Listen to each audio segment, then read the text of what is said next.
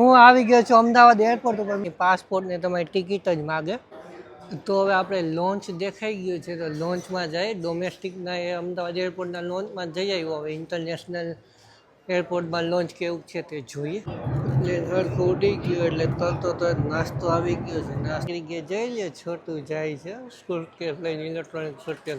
નમસ્કાર મિત્રો, હું કુબાવત કિશન, મારી યુટ્યુબ ચેનલ આપ સર્વનું હાર્દિક સ્વાગત કરું છું. અત્યારે હું આવી ગયો છું અમદાવાદ એરપોર્ટ ઉપર. મારી પાછળ એન્ટ્રી ગેટ છે, પાસપોર્ટ ને બધું રેડી છે ને ત્રીજી મારી ઇન્ટરનેશનલ ટ્રીપની શરૂઆત અમદાવાદથી થઈ રહી છે. તો ચાલો એન્ટ્રી કરી લઉં, પછી શું ક્યાં જવું છે ક્યાં નહીં તે તમને આગળ બતાવું. એન્ટ્રીમાં કયા કયા ડોક્યુમેન્ટ જોઈએ તે પણ તમને આગળ બતાવું.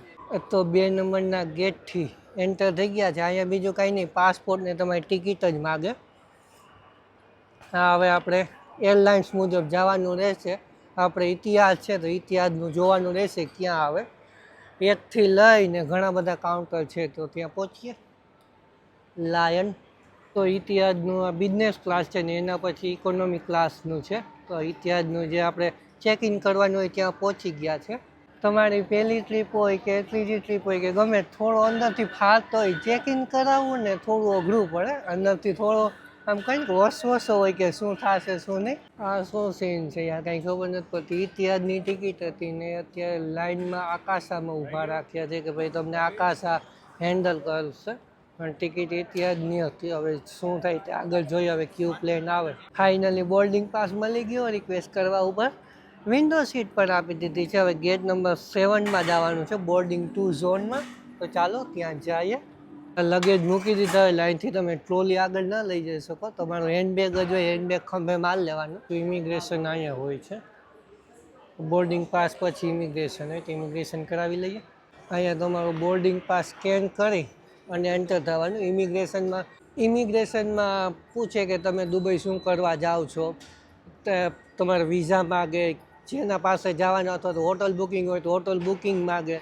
પછી શું કરવા માટે જાઓ છો, કેટલામી વખત જાઓ છો, એવા ઘણા બધા પ્રશ્નો પૂછે. અહીંયા તમે શું કરો છો, મેં કીધું કે હું યુટ્યુબર છું તો કે તમારી યુટ્યુબ ચેનલ બતાવો. એવા ઘણા બધા નોર્મલ ક્વેશ્ચન પૂછે. એ કાંઈ ન હોય. એ પછી તમે એન્ટર થઈ જાઓ. ત્યારબાદ તમારું સિક્યુરિટી ચેકિંગ. તમે કાંઈ એ વસ્તુ નથી લઈ જતા ને તો તમારું ઇલેક્ટ્રોનિક આઇટમ, મોબાઈલ ને બધું ટ્રેમાં રાખી દેવાનું. તમારું બેગ ને એ બધું ટ્રેમાં રાખી દેવાનું. એ આખું ચેકિંગ થઈ જાય. ચેક થઈ ગયું છે મારી પછવાડા. અહીંયા જ બધું એ ચેકિંગ થઈ જાય નોર્મલી. આ બધું થતાં ઓછામાં ઓછી પોણી કલાક જેવો સમય નીકળી જાય છે. તો હવે આપણે એરપોર્ટમાં હું એન્ટર થઈ ગયો. ફાઇનલી બધું કમ્પ્લીટ થઈ ગયું. હવે ઉપર જવાનું છે. જાઉં બતાવું તમને. તો અહીંથી તમે સિક્યુરિટી ચેક કરાવી લે. ત્યારબાદ અહીંથી સીધું ઇન્વેસ્ટ ઇન દુબઈ એમિરાઇટ્સનો એડવર્ટાઇઝ બોર્ડ. લિફ્ટમાં જવું હોય તો લિફ્ટમાં, અને એક્સિલેટરમાં જવું હોય તો એક્સિલેટરમાં. સામે ડેકોરેશન. આવડું મોટું એરપોર્ટ. આપણે એક્સિલેટરમાં ઊભી જાય ને ઉપર પૂગી જાય.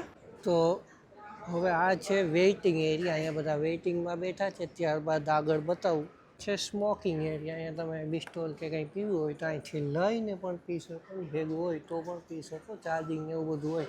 સ્મોકિંગ એરિયા, બધો વેઇટિંગ એરિયા છે. તો હવે આપણે લોન્ચ દેખાઈ ગયું છે તો લોન્ચમાં જાય. ડોમેસ્ટિકના એ અમદાવાદ એરપોર્ટના લોન્ચમાં જઈ આવ્યો. હવે ઇન્ટરનેશનલ એરપોર્ટમાં લોન્ચ કેવું છે તે જોઈએ. અત્યારે 10 વાગે છે ને હેન્ડીકેપને મોટી ઉંમરનાને હોય એનું પહેલાં ચેક ઇન કરાવે છે. એમની અંદર જવા દઈએ. થોડી જ વારમાં આપણો પણ વારો આવી જશે. વેઇટ કરીએ. 10-15 મિનિટમાં આપણે પણ અંદર વહી જશું. આ બગડો લખેલ છે ઝોન 2. અત્યારે ઝોન 4નું હાલે છે. ઝોન 2માં 11A સીટ છે. જો સાંભળો, એમાંય લાઈન 25 થી 34 ઝોન 4માં. હું ઝોન 2માં છું એટલે આપણે નિરાતે વેઇટ કરવાનું છે. જે પાછળ હોય એને પહેલાં જવા દઈએ, આગળ હોય એને છેલ્લે જવા દઈએ. તો ફાઇનલ બોર્ડિંગ પ્લેનમાં બેસવા માટેનું. પ્લેનમાં બેસવા જઈએ છીએ. હવે પ્લેન આવી ગયું છે. અહીંયા દેખાતું નથી, સાઈડમાંથી દેખાશે. અહીંયા પડ્યું છે એ પ્લેનમાં જવાનું છે. ખૂબ મોટું દેખાય છે. આવડા પ્લેનમાં તો 2-3 વખત અગાઉ ગયો પણ આવડું પ્લેન નહોતું, નાના પ્લેન હતા. તો મોટા પ્લેનની મુસાફરી આજે કરશું. કેવું છે કેવું નહીં તે જોઈએ. તો જો પ્લેનમાં બેસવા માટેની લાંબી લાઈન, ખૂબ લાંબી લાઈન છે. લાઈનમાં ઊભા ત્યારે વારો આવે. والجلوس في مقاعدكم المخصصة હવે આવો مباشرة. જેવા જ لا સંભળાયો تجري થોડોક إفساح الطريق والسماح للركوب જોઈ લો પ્લેન الآخرين કેવડું بالمرور મોટું છે.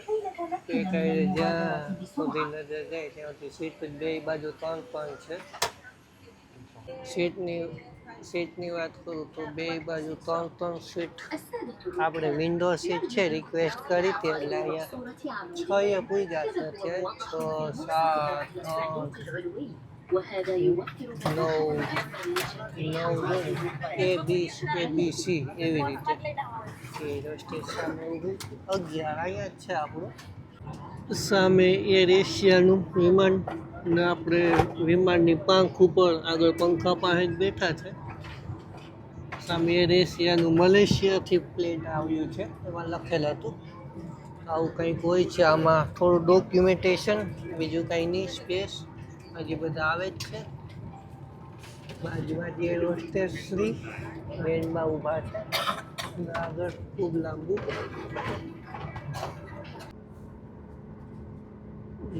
આખો રનવે અહીંથી દેખાય. હવે ટર્ન લીધો પાછો. અત્યાર સુધી તો એમને હાલતું હતું. હવે ફાઇનલ ટેક ઓફ થશે. હવે જે સ્પીડ પકડશે જોરદારની હશે. 3 2 1 ગો સ્ટાર્ટ. જામ બાકી અવાજ સ્પીડ પકડી. લાઇટ તો તમને દેખાતી હશે એના ઉપર કોઈ સ્પીડ મેં આપી નથી. નોર્મલ સ્પીડમાં રેકોર્ડિંગ થાય છે. પણ હવે પ્લેને જે સ્પીડ પકડી હજી ટેક ઓફ નથી થયું. એની પૂરતી સ્પીડ પકડી લે પછી આખું ટેક ઓફ થાય. હજી નીચે જ છે કેમ કે થડકા લાગતા હોય રનવેના એટલે ખબર પડે. હવે આગલો ભાગ ઊંચો થયો. આ પેટમાં હેડો પડે. ટેક ઓફ થઈ ગયું ફાઇનલી. અમદાવાદ સિટી થોડી બ્રાઇટનેસ વધારો તો દેખાય. કઈ સાઈડ ટ્રાહું થાય એ જોવાનું રહ્યું હવે. કેમ કે ટેક ઓફ થયા પછી થોડું ટ્રાહું થઈ જાય પ્લેન કેમ કે ટર્ન લેતા હોય. અમદાવાદ દેખાય કેટલું મસ્ત.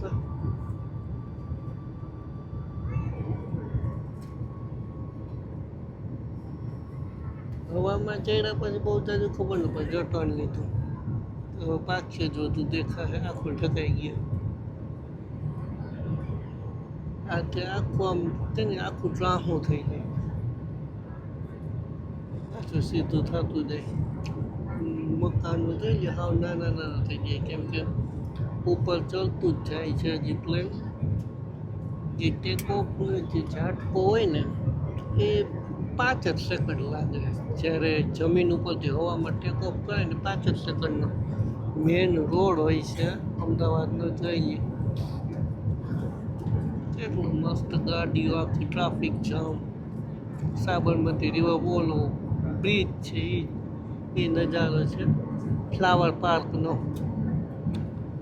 હમણાં જે વિડીયો હતો ફ્લાવર પાર્કનો એ છે. બસ આવું જ છે. અબુધાબી ઉતરીને મળીએ. Bye bye. એટલે હરખું ઉડી ગયું એટલે તરત નાસ્તો આવી ગયો છે. નાસ્તામાં કાફે આકાશ અને રિયલ મિક્સ ફ્રૂટ છે. અંદર શું છે તે જોઈએ. તો નાસ્તામાં large mix veg sandwich, fruit juice ને હાથ લોવા ટીશ્યુ પેપર. આટલી વસ્તુ આપી. ચાલો ભૂખ લાગી નાસ્તો કરી લઈએ.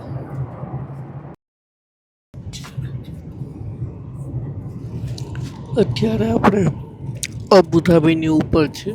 આ તમે જે નજારો જોઈ રહ્યા છો જે સિટીનો એ અબુધાબી છે. અબુધાબીમાં પૂગી ગયા. હવે લેન્ડ કરવાનું છે. અબુધાબીની વાત કરું તો અહીંયા મોસ્ટ ઓફ ફરારી વર્લ્ડ જોવા જેવું છે. બહુ મોટું ફરારી વર્લ્ડ. એ પછી ઘણા બધા એવા અમુક વસ્તુ છે કે જે સિટીને આકર્ષક બનાવે છે. આમ એક સ્ટેટ તરીકે છે. જોઈ લ્યો કેવું લાગે અબુધાબી ઉપરથી. અહીંનું એક જોયું કે જેટલા રસ્તા છે ત્યાં બધાય લાઇટો તમને જોવા મળે. લેન્ડિંગ થાય છે અત્યારે, નીચે જઈ રહ્યા છે ધીમે ધીમે અબુધાબીમાં. હાવ નીચે પૂગવા આવ્યા, જોઈ લ્યો રોડ, એરપોર્ટ વિસ્તાર આખો હાવ નીચે પૂગી ગયા છે.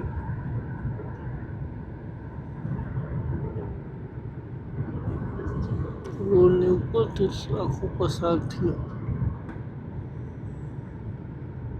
Countdown 5 4 3 2 1 go. હજી અડ્યું નથી, હજી અડ્યું નથી. હા, તરત બ્રેક મારી.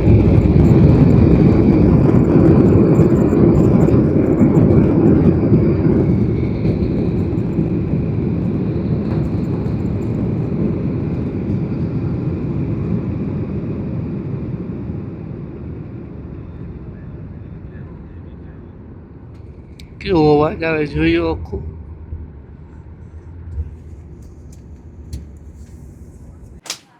ફાઇનલી પ્લેનમાંથી એક્ઝિટ થાય છે. Thank you. અબુધાબી એરપોર્ટ ઉપર ઉતરી ગયા. અહીંયાથી પાછા ઉપર ચડાવે કે બધા ઉપર જ જાઓ. અહીંયાથી આગળ જે જાઓ હોય ટોરોન્ટો ને શિકાગો એમના માટે ઇમિગ્રેશનની સુધી વ્યવસ્થા કરવામાં આવેલી છે. તો અબુધાબીનું ઝાયડ ઇન્ટરનેશનલ એરપોર્ટ. અહીંયા વાઈફાઈ તરત એક્સેસ થઈ ગયું, નો ઓટીપી, બીજું કાંઈ નહીં. ને ઇન્ડિયાના એરપોર્ટ કરતાં ખૂબ જ વધુ સ્પીડ, 5-6 ગણી સ્પીડ એ નેટની આપે છે.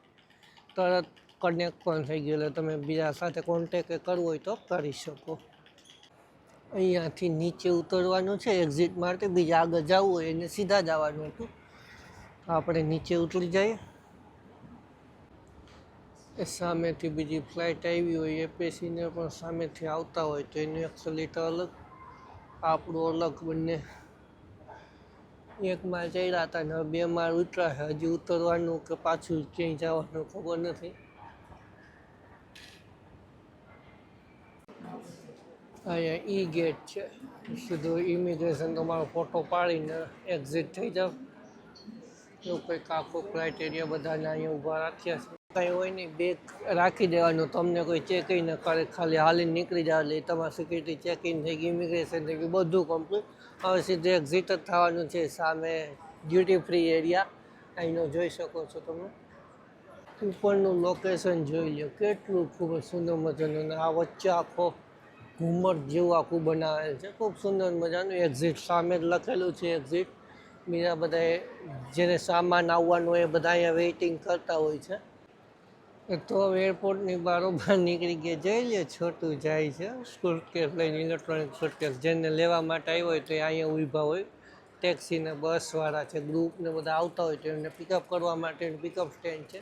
હવે આપણે બસ બાજુ જવાનું છે તો બસ બાજુ જાય ને કોઈ સિમ કાર્ડનું હોય તો એ જોઈ લઈએ. તો બારોબાર આવી ગયા ને ઇતિહાસની બસ છે આમાં.